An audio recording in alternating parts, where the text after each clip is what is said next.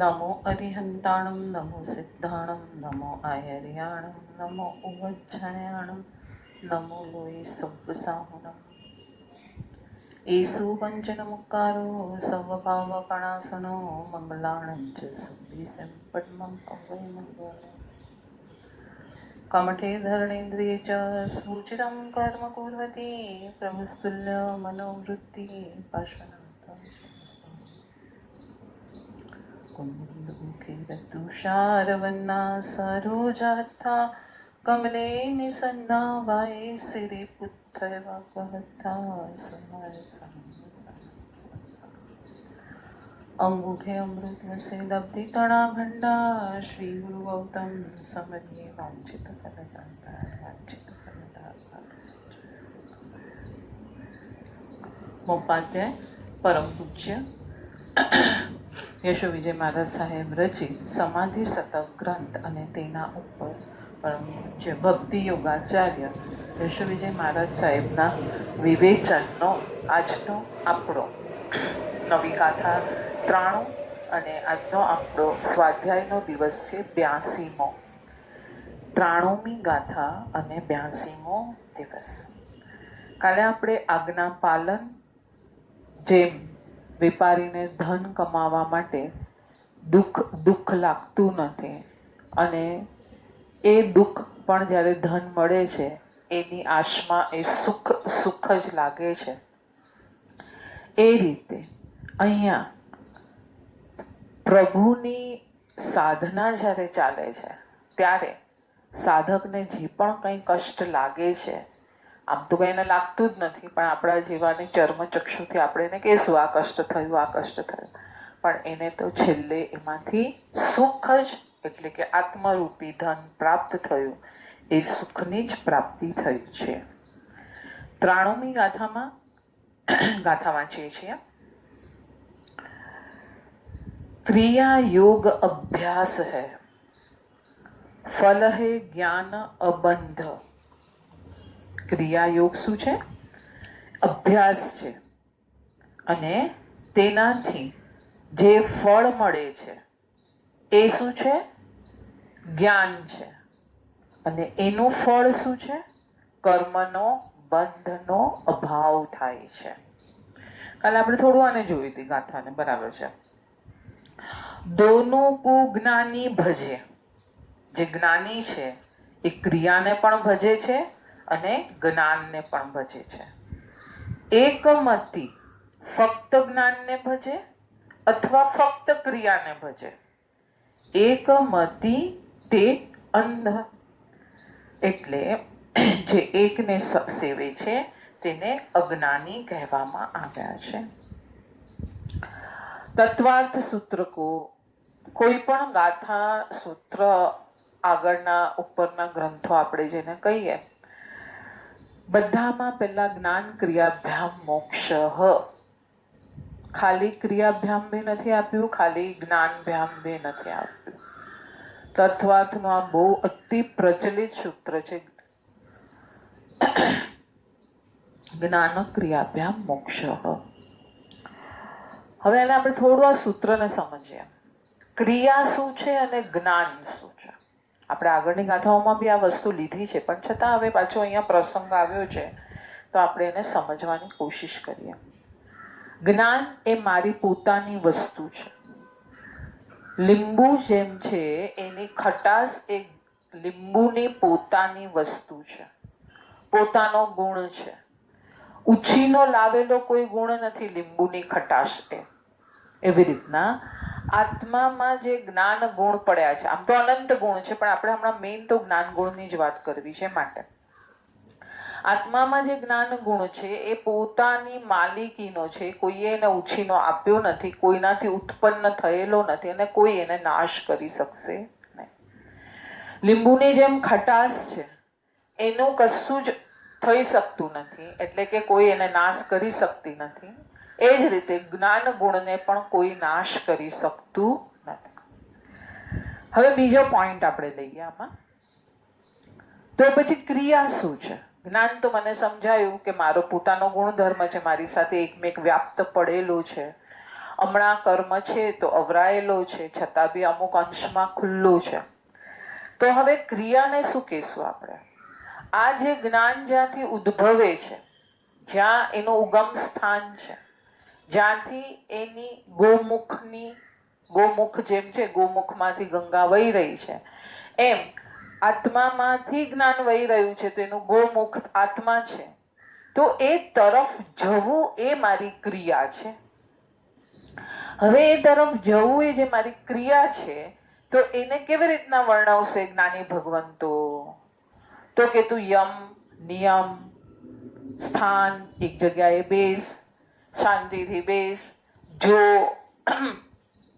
જે તારા તમસ વગેરે ભાવો છે એને શાંત કર, વિકલ્પને અટકાવ, તારા યોગ મન વચન કાયાના યોગમાં કંઈક શુદ્ધિ લાવ, તો એના માટે પચખાણ વગેરે, વ્રત વગેરે, ખાનપાન વગેરેનો સુધારો કર. આ બધા શું થયા? એના પાલનના એક એક સ્ટેપ્સ થયા. હવે આપણે આ બધું પાલન કરીએ છીએ, ખાનપાન, આ તે, કયું ખાવું, સચિત, અચિત, અભક્ષ્ય, અનંતકાય, આ બધાના આપણને બધી ખબર છે. હવે એ બધું ખાનપાન, નિયમો, આ બધું જે પાલન કરીએ છીએ, 6 આવશ્યક જે બી લેવું હોય આમાં બધું જ લઈ લો. તો એ પાલનથી આપણા યોગની શુદ્ધિ થાય છે. જેટલા પ્રમાણમાં યોગની શુદ્ધિ થાય છે, એટલા પ્રમાણમાં આપણે આપણા ગોમુખ તરફ ચાલવા માંડીએ છીએ. એટલે 2 વસ્તુ થઈ. મારું ગોમુખ, મારી જ્ઞાન ગંગા જેમાંથી વહી રહી છે. અહીંયા મારું જ્ઞાન, સમજણ, શરીરની શુદ્ધિ, આ બધું થઈ રહ્યું છે. એટલે મને સહાયક થશે આના તરફ ચાલવા માટે. તો આ થઈ ક્રિયા. આપણે ક્રિયાને કંઈક અલગ જ સમજીને બેઠા છીએ. આપણે 50 ખમાસના દેવા એને ક્રિયા કહી દીધી. ખોટી નથી, પણ એ 50 ખમાસના દેતી વખતે હું સરેન્ડર થાઉં છું જે ક્ષમા આપી શકે છે એવા ભગવંતોને. કેમ કે મારામાં પણ ક્ષમા ગુણ ખીલે એવી શક્તિ છે. એ પ્રમાણે 50 ખમાસના જ્યારે આપણે દઈ રહ્યા છીએ, એટલે એ આપણી ક્રિયા બની કે હું આ તરફ ચાલી રહી છું, આ તરફ જઈ રહી છું, આ તરફ મારો માર્ગ કપાઈ રહ્યો છે. એટલે ઉમાસ્વાતી મહારાજ સાહેબે બહુ સુંદર સૂત્ર આપણને આપ્યું, જ્ઞાન ક્રિયાભ્યામ મોક્ષ. ખાલી શુષ્ક જ્ઞાન હું રાખું, અરે હું તો આવો આવો આવો આવો આવો આવો આવો, અને એ તરફ જવાની કોઈ ક્રિયા ન કરું, ખાલી એના વર્ણન કર્યા રાખો, ભેદ જ્ઞાન ન કરું, એ તરફ જવાની કોઈ ક્રિયાનો સહારો ન લઉં, જ્ઞાની ભગવંતોએ જે કીધું છે ન લઉં, તો બી ન ચાલે. અને અહીંયા હું આ બધી ક્રિયા કરું, પણ ક્યાં જવાનું છે જે મને નથી ખબર, તો એ પણ ચૂકી જાય છે. એટલે આ ગાથાનો અર્થ બહુ સરસ કીધો કે જ્ઞાની એને જ કહેવાશે જે જ્ઞાન અને ક્રિયા બંનેને મહત્વ આપે છે. મોક્ષ તરફ લઈ જાય તે યોગ. આ યોગ વિંશિકા ઉત્તમ ગ્રંથ છે. વિંશિકા એટલે 20 શ્લોકની એક પુસ્તક, એક ગ્રંથ. એવા 20 ગ્રંથ હોય. આખા 20 ગ્રંથમાં હરિભદ્ર સૂરીએ બહુ મોટો ઉપકાર કર્યો છે આજથી 700-800 વર્ષ પહેલા. યોગ વિંશિકા, 16 32, આ બધા જે પુસ્તકો, આખા ગ્રંથો જ કહેવાય એને, એ રચી અને આખો સામાન્ય જનને પણ જો બરાબર શાંતિથી અભ્યાસ કરે રુચિ પ્રમાણે, તો આખું એને માર્ગ ત્યાં મળી જાય. તો આવો યોગ વિંશિકા એક ગ્રંથ છે, જેમાં હરિભદ્ર સૂરીએ યોગની વ્યાખ્યા મોક્ષ સાથેનું જોડાણ કર્યું. એટલે મન વચન કાયાનો યોગ તારો એટલે કે જીવનો શેની સાથે જોડાશે? હવે તો કે મોક્ષ સાથે જોડાશે. તો એને પણ યોગ કીધું. સ્વરૂપ પ્રાપ્તિની દિશા તરફ સાધકને લઈ જાય તે યોગ. ભિક્ષા વહોરવા જવાની પ્રક્રિયાથી લઈને પ્રતિક્રમણાદી ક્રિયાઓ કે ધ્યાન, આ બધું જ યોગ છે. આવી ગયું? આપણે હમણાં જે ડિસ્કસ કર્યું કે બધા જે આયામો આપ્યા છે એ બધું શું છે? જોડાણ કરવાનું છે, એ યોગ છે. યોગ વિંશિકા ગ્રંથમાં પૂજ્યપાદ હરિભદ્ર સુરી મહારાજે યોગની આ વ્યાખ્યા આપી અને પછી તેની ટીકા કોણે લખી છે? મોપાદ્યા યશુવીજી મહારાજ સાહેબે. મણિ કાંચન યોગ, તે આનું જ નામ ને શું એટલે ફાઇન ઉપમા આપી. રચના કરનાર મણિ કોણ? હરિભદ્ર સુરી મહારાજ સાહેબ. ટીકા લખનાર કોણ? તો મોપાધ્યાયજી. એટલે જાણે સોના અને ડાયમંડનો સંજોગ થાય તો કેવું એ દીપી ઉઠે, કેટલો એ ગ્રંથ રસાળ સમજણ વાળો. કેમ કે મોપાધ્યાયજીના બધા ગ્રંથોમાં છેલ્લે આત્માનું જ સેન્ટર આવશે. આ ટીકાનો આરંભ મજાથી થયો છે, જ્યાં મોક્ષના પર્યાય રૂપે મહા આનંદ શબ્દ પ્રયોજાયો છે. એ મહાનંદ શબ્દ પાસે હું અટકેલો. થયું કે મોક્ષના અનેક પર્યાયોમાંથી મહાનંદ શબ્દ જ અહીં વપરાયો, તો એની પાછળ શું કોઈ કારણ છે? એક એક શબ્દની જૈન દર્શનમાં વેલ્યુ છે. અને જૈન દર્શનમાં ગુજરાતી, સંસ્કૃત, પ્રાકૃત, કોઈ પણ આ લેંગ્વેજ લઈ લો, આર્ય ભૂમિની, આ બધી લેંગ્વેજમાં એના એક સ્થાન માટે એક શબ્દ છે. અને એ શબ્દ ત્યાં કેમ વપરાયો એની પાછળના કારણો પણ છે. જીવ છે એને તમે આત્મા બી કહેશો, એને તમે દેવ પણ કહેશો, એને તમે મનુષ્ય પણ કહેશો, એને તમે સૂક્ષ્મની ગોદનો જીવ પણ કહેશો. તો આ બધા પાછળ કંઈક કારણો છે, રહસ્ય છે, કંઈક છે કે નહીં? તો અહીંયા જે આ ટીકા છે એમાં શબ્દ આવ્યો મહાનંદ. ગુરુજી કહે છે ત્યાં હું અટકી ગયો કે અહીં ચોક્કસ કંઈક વધારે કંઈક સમજણ આપવા માંગે છે. લાગ્યું કે એક ક્રિયાઓ પરંપરાએ સાધકને મોક્ષ સાથે સાંકળી આપે છે, પરંતુ તત્કાળ તે મહાન દિવ્ય આનંદ સાથે સાધકને જોડી આપે છે. એવો સૂર આ મહાનંદ શબ્દમાંથી ધ્વનિત થયો. હજી તો તું એ તરફ ખાલી આમ ટર્ન થયો ને તો એક આનંદની છોડ ઉડે છે. એટલે યોગ, આ પહેલી જ ગાથા છે, મુખેણ જોયણા જોગો સવોવી ધમ્મ વાવારો. અને એમાં આ મહાનંદ શબ્દ ટીકામાં આવ્યો છે. તો શું આવ્યું કે હજી તો તું એ યોગ સાથે હજી તો તું જોડાય છે, ચાલે છે, પ્રાપ્ત કરે છે, કાંઈ પણ કરવાની હજી શરૂઆત, ચાલવાની શરૂઆત કરે છે ને એની પહેલા તમને કોઈ કે હવે તમે આમ રાઈટ લેફ્ટ જતા હો ને કોઈ કે હવે રાઈટ જાઓ અને ત્યાં તમને સાઇન બોર્ડ દેખાઈ જાય, હા આ રસ્તો હવે સીધો અમદાવાદ જ જશે.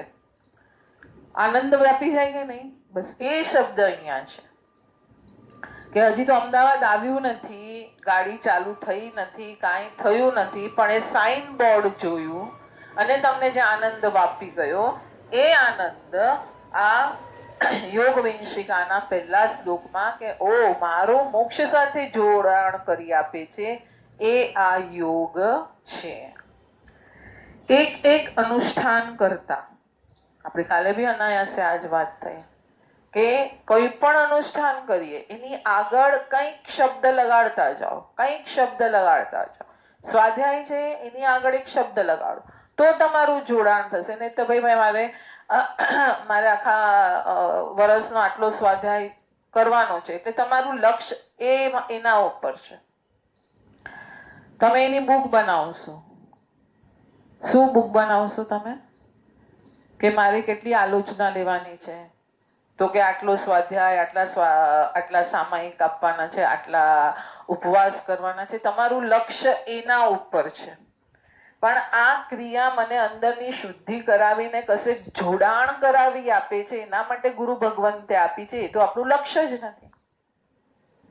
એટલે લક્ષ્ય વગરની ક્રિયા થઈ ગઈ. આલોચના લીધી, ઉત્તમ છે આલોચનાઓ, કે પાપનું પ્રગટીકરણ કર્યું અને એની સામે તમને કોઈ સજા મળી છે. તો પાપ લાગ્યું ક્યાં છે? તો સજા અહીંયા થઈ રહી છે. તો અહીંયા તમે જે સજાથી આ કાઢી રહ્યા છો કંઈક, એનું ફિલિંગ તો લાવો.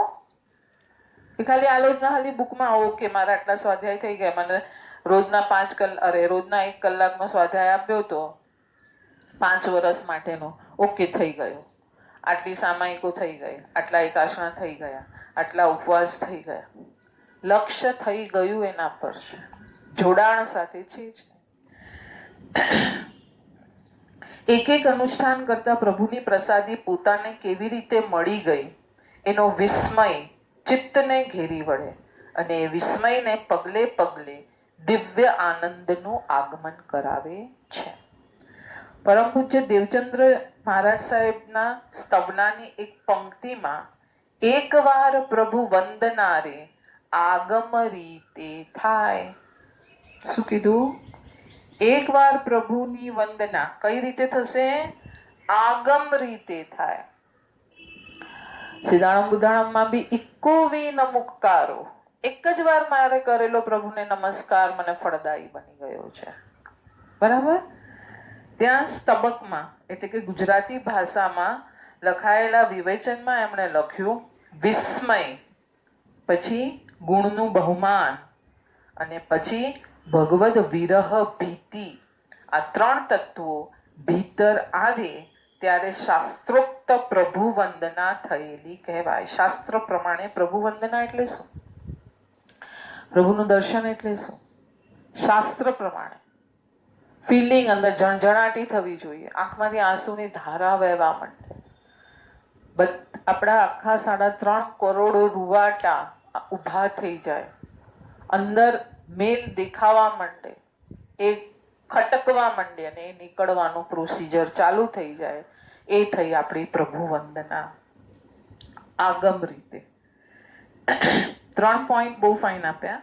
વિસ્મય, ઓહ, બહુ ગુણમાં ગુણનું બહુમાન અને ભગવદ વિરહ ભીતિ. વિસ્મય, વર્ષો પહેલા આબુ દેલવાડા તીર્થની યાત્રાએ જવાનું થયેલું. ગુરુજી પોતાને જીવનની ઘટના લખે છે. માનપુર આરણા બાજુથી રોડે ચડેલા, દેલવાડા 8 સાડા 8 વાગે પહોંચ્યા હોઈશું. મેં મુનિવરોને કહ્યું હું દર્શન ચૈત્યવંદન કરીને આવું છું, પછી નૌકારસી પારી દવા વગેરે લઈ ફરી આપણે દર્શન માટે જશું. ગણતરી એવી હતી કે 15 મિનિટમાં પાછા ફરી જવાશે. વિમલ વસહીના પ્રદક્ષિણા પથમાં ફરી અને ચૈત્યવંદના કરવાની હતી. એટલે પ્રદક્ષિણા વિમલ વસહીનું જે દેરાસર છે આપણે આબુ દેલવાડામાં ઉપર, ત્યાં પ્રદક્ષિણા કરી અને ચૈત્યવંદના કરવાની હતી એવું એ લોકોએ નક્કી કર્યું હતું. અને પછી શાંતિથી દેરાસર કરવા પાછો આવશું. પ્રદક્ષિણા પથમાં હું ફરતો હતો. એક દેરીમાં એવા પરમાત્મા હું સ્તબ્ધ બન્યો. પ્રભુના એ ભુવન વિમોહન રૂપ, આ શબ્દ બહુ ફાઇન છે. ભુવન વિમોહન રૂપ. 14 રાજ એ આપણો ભુવન છે અને એમાં આના જેવું કોઈ રૂપ નથી.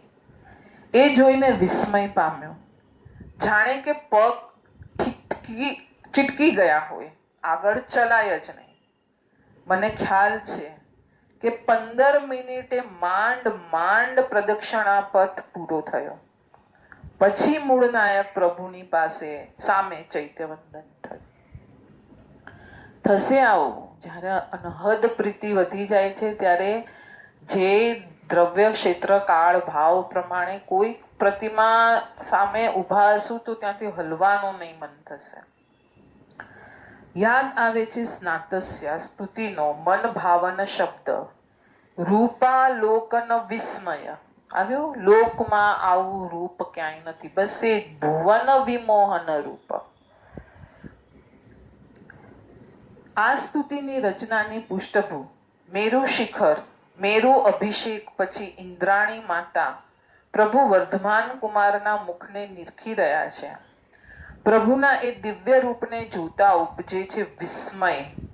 એ વિસ્મય આંખોની ભીનાશમાં પરિણમે છે.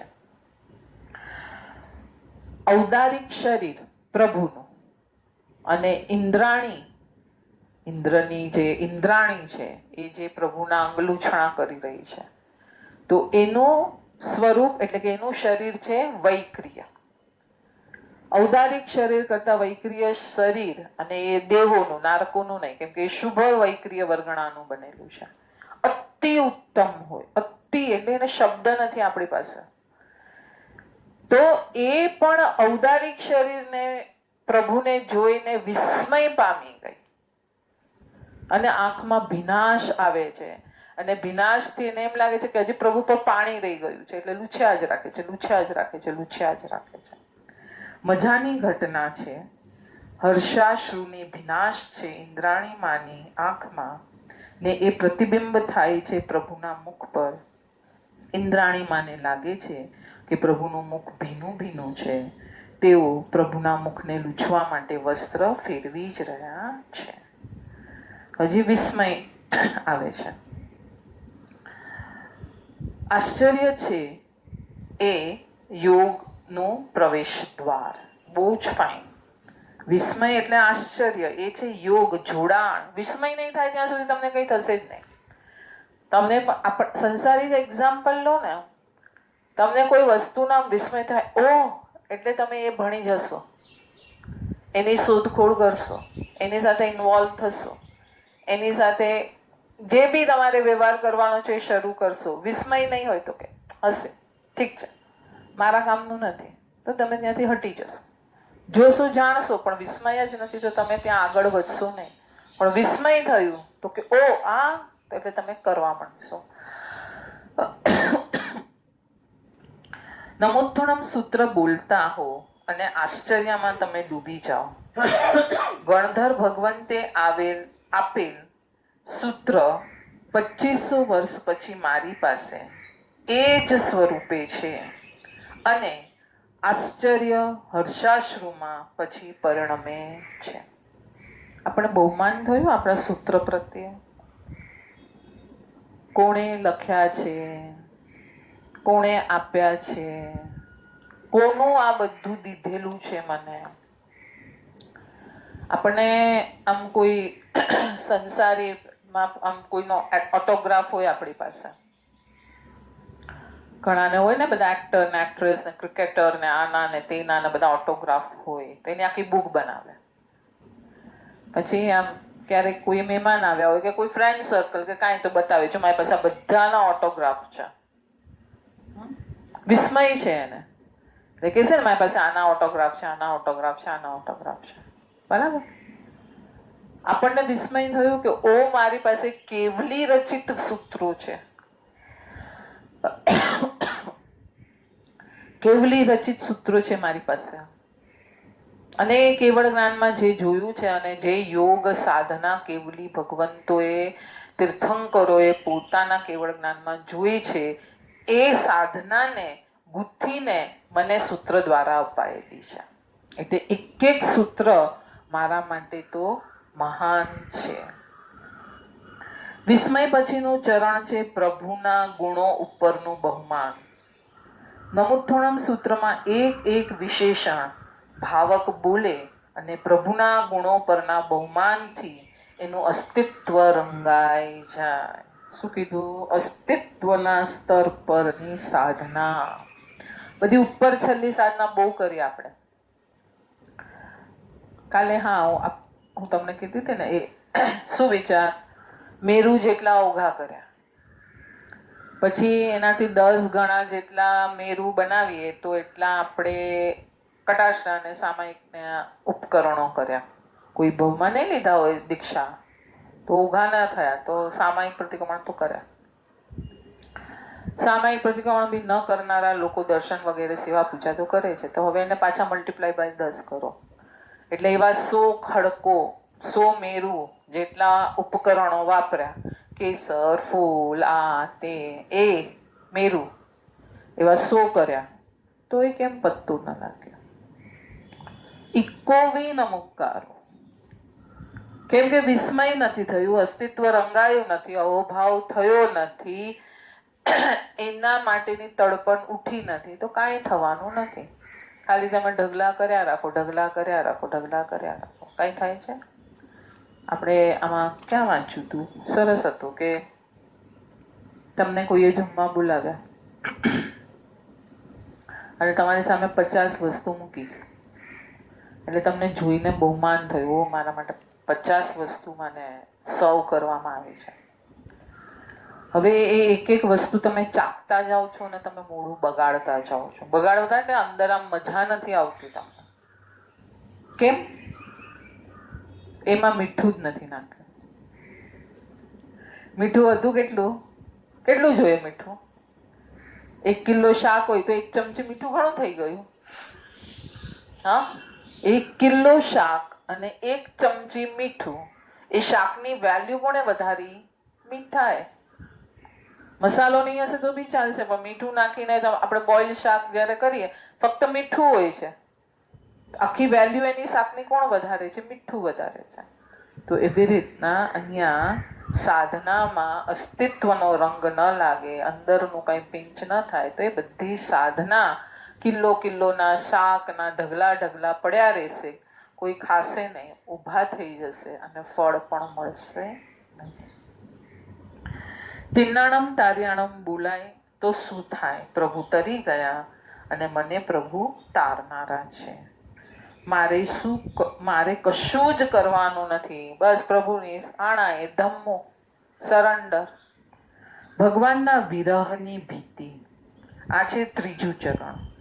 પ્રભુના ગુણો પ્રત્યે બહુમાન જાગ્યા પછી આ પ્રભુનો ક્યારેય વિરહ ન થાય એ ભાવ સતત રહે છે. આપણે હમણાં 2 દિવસ પહેલા કીધું કે મને એક વિરહ નડે છે, પણ એના પર એની સિગ્નેચર છે. હર સમય પર પ્રભુની સિગ્નેચર છે. યોગ એટલે જોડાણ, પોતાની સાથેનું જોડાણ. મુનિત્વ કે શ્રાવકત્વની સાધના સ્વરૂપ સ્થિતિમાં સાધકને આગળ લઈ જાય છે. યોગ શાસ્ત્રમાં સાધકના એક મનોભાવની વાત આવે છે.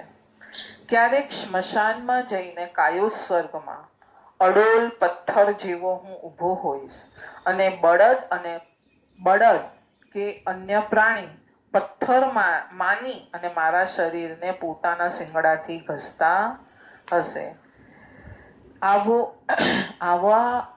આ જોડાણની પરાકાષ્ઠા છે કે કાયોસર ધ્યાનમાં ઊભા છે કોઈ મુનિઓ અને ઝાડ જેવી એકદમ અવસ્થા થઈ ગઈ છે, તો કોઈ પ્રાણીઓ પોતાના શરીરને ત્યાં ઘસી રહ્યા છે. હવે એની શરૂઆત તો અહીંયા જ થશે, સ્ટાર્ટિંગ સ્ટેજમાં, કે શરીર પર કંઈક થઈ રહ્યું છે તો ત્યારે એને અવગણશે તો જ આ પ્રેક્ટિસ થશે. તો ત્યારે અહીંયા પથ્થરજીની જેમ ઊભા રહીને પેલા પ્રાણી ઘસશે તો કંઈ નહીં થાય. પણ અહીંયા જ મને કંઈ ઠેકાણા નથી, તો ત્યાં એ અવસ્થાને તો શું કરીશું? આવવાની જ નથી. યોગનો સાધનાનો અભ્યાસ છે ક્રિયા, અને કર્મબંધનો અભાવરૂપ ફળવાળું જ્ઞાન છે. જાગૃત સાધક ક્રિયા સાથે પરિણામને સાંકળે છે. જો કેટલું ફાઇન આપ્યું, ક્રિયાની સાથે પરિણામ જોડાય છે. અજાગૃત સાધક માત્ર સાધના કરી લે, પરંતુ પરિણામ સાથે એને સાંકળે નહીં. સામાયિક 1000 થયા, સરસ. જાગૃત સાધક આંતર નિરીક્ષણ કરશે, સંભાવ કેટલો વધ્યો. પ્રભુની પૂજા, આજ્ઞા પાલના થઈ, સરસ. ચિત્ત પ્રસન્નતા કેટલી વધી? કેમ કે ચિત્ત પ્રસન્ન રે પૂજન ફળ કહ્યું, તો કેટલી ચિત્ત પ્રસન્નતા વધી પ્રભુની પૂજા કરતા. આજ્ઞા પાલનને પૂજાનું વિશેષણ અપાયું, અખંડિત, સતત આજ્ઞા પાલન, અને એ માટે અહોભાવ ચાલ્યા કરે એટલે થઈ અખંડિતતા. એક લય શુભનો જે શાશ્વતીના લયમાં ચાલ્યા કરે. કેટલું ફાઇન આ સેન્ટેન્સ. શાશ્વતી, અંતર સ્તર, જેમ શ્વાસ વસ્યા રાખીએ છીએ આપણે, લેવો પડે છે. હવે શ્વાસ લો ભાઈ, શ્વાસ લો એમ કહેશે કોઈ આપણને? કે ચાલ્યા જ રાખે છે. હા, બસ. તો આ જ શુભનો લય આવો અંદર ચાલતો જ રહેવો જોઈએ. તો એ થશે અસ્તિત્વના સ્તરનો. એ તમને જીવાડે છે, એ તમને યોગનું જોડાણ કરાવી આપે છે. અખંડિત પૂજા આત્માપરણના સમર્પણના લયમાં વહે છે ત્યારે આનંદ ઘનતાને સ્પર્શવાનું થાય છે. આત્માપરણને વિશેષણ અપાયું કપટ રહિત. આ બહુ ઇમ્પોર્ટન્ટ છે. નિષ્કપટ આત્મ અર્પણનો બહુ મજાનો અર્થ અહીં છે, જે આપણી ભીતર રહેલી આનંદ ઘનતા સાથે આપણને જોડી આપે. શરીર પ્રભુને સોંપ્યું, મન હૃદય બધું પ્રભુને સોંપ્યું. મન તો મારી પાસે, બુદ્ધિ મારી પાસે, હૃદય મારી પાસે. ખાલી શરીર તો કે ટુકડા કરવા હોય તો કરો, મને કાંઈ વાંધો નથી, પણ અંદરનો રાગ અકબંધ નહીં ચાલે. એક મુનિરાજ ભયંકર ગરમીમાં પંખાનો વિચાર સુદ્ધા નહીં કરે, અને કેમ કે શરીર પ્રભુને સોંપ્યું છે. પણ મન કોનું? પ્રશ્ન એ છે કે મન પ્રભુએ આપેલ છે કે સમાજે આપેલ છે? કોના પ્રમાણે ચાલીએ છીએ? સમાજે આપેલ મનમાં ગમતાનો સ્વીકાર અને અણગમતાનો અસ્વીકાર કરતા રહેશું, પણ પ્રભુએ આપેલ મનમાં સર્વ સ્વીકાર થયા રાખે છે. શરીર પ્રભુને સોંપ્યું, મન એને સોંપાય, બધું જ એને સોંપાય, એટલે નિષ્કપટ આત્મ અર્પણ. બહુ આમ કેવું, આમ કોઈ આપણને કે તું કપટી છે, કેવું લાગે આપણને? હાડોહાડ લાગી આવે કે ના લાગી આવે?